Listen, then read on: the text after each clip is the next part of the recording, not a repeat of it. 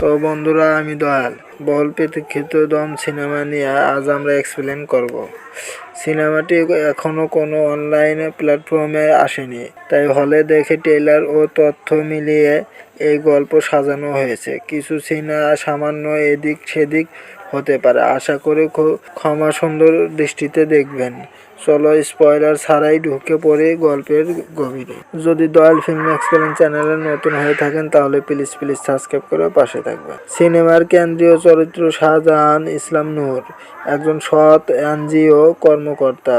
তার জীবনের সবচেয়ে বড় স্বপ্ন খুব সাধারণ, স্ত্রী রানীকে নিয়ে নিজের একটা ঘর যেখানে ছাদ দিয়ে পানি পড়বে না আর থাকবে নিজেদের টিউবওয়েল। নূরের সততা দেখে তার এনজিও তাকে পোস্টিং দেয় আফগানিস্তানে। কাবুলে বেশি বেতনের লোভে নূর রাজি হয়ে যায়, যদিও পরিবার ভয় পায় যুদ্ধের কারণে। অবশেষে নূর চলে যায় বিধ্বস্ত আফগানিস্তানে।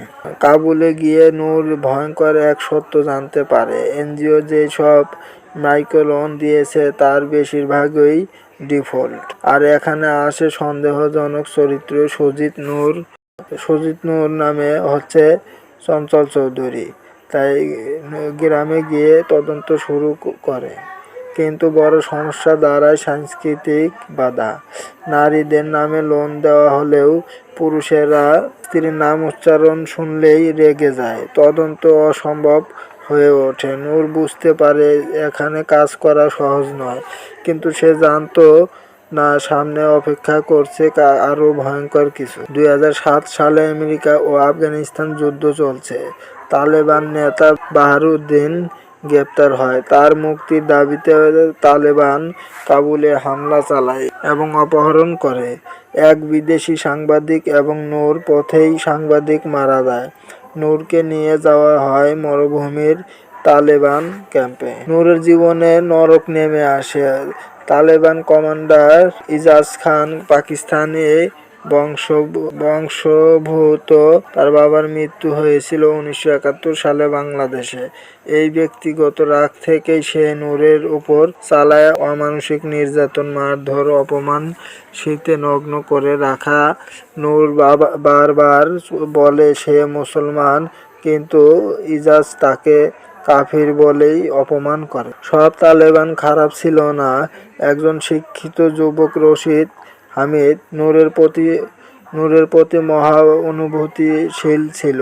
সে জানায় নূরকে অপহরণে কারণ এনজিও আমেরিকান কাণ্ডে সুদের ব্যবসা করে, তাই তালেবান প্রতিশোধ নিচ্ছে। ভিডিও ভাইরাল হয়। বাংলাদেশে নূরের পরিবার ভেঙে পড়ে। বাহারুদ্দিনকে আমেরিকান নির্যাতনে হত্যা করে। তালেবান সিদ্ধান্ত নেয় এবার নূরকে হত্যা করা হবে। নূর পালানোর চেষ্টা করে, কিন্তু ধরা পড়ে। এবার তাকে মৃত্যুদণ্ড দেওয়া হয়। তালেবানদের অদ্ভুত বিচার পদ্ধতি, এক বন্দীকে গাধার ওপর বসানো হয়। গাধা ঘুরতে থাকে, যখন থামে তখনই গলা কেটে হত্যা করা হয়। নূরকে বসানো হলো গাধার উপর। সে মুখে জপ করতে থাকে দোয়া ইউনুস। অবিশ্বাস্য ঘটনা ঘটে যায়, গাধা থামে না। তালেবানরা এটাকে আল্লাহর নিদর্শন মনে করে। নূর বেঁচে যায়। তালেবান দাবি করে 1 কোটি আফগানিস্তান মুদ্রা।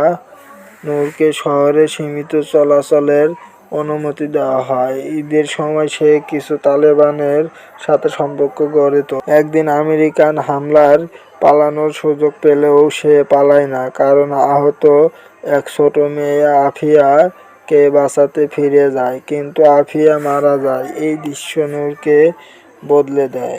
ঢাকা স্ত্রী রানী, এনজিও, পররাষ্ট্র মন্ত্রণালয়, সাংবাদিক, সব জায়গায় দৌড়ায় সে। সিআইএ সংযোগে নেগোসিয়েশন শুরু হয়।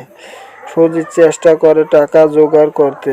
সহকর্মীরা 1 মাসের বেতন দেয়, তবুও পুরো টাকা ওঠে না। শেষে অর্ধেক টাকা তালেবান রাজি হয়। নূর মুক্তি পায়, কিন্তু ইজাজ প্রতিশোধ নিতে আসে। নূর বনাম ইজাজ, ভয়ঙ্কর ফাইট। এই পর্যন্ত আজকের দম সিনেমার এক্সপ্লেনেশন। তো বন্ধুরা, আপনাদের কেমন লাগলো অবশ্যই কমেন্টে জানাবেন, এবং ভিডিওটিতে একটি লাইক দিয়ে দয়াল ফিল্ম এক্সপ্লেন চ্যানেলটাকে সাবস্ক্রাইব করে পাশে থাকবেন। ধন্যবাদ সবাইকে।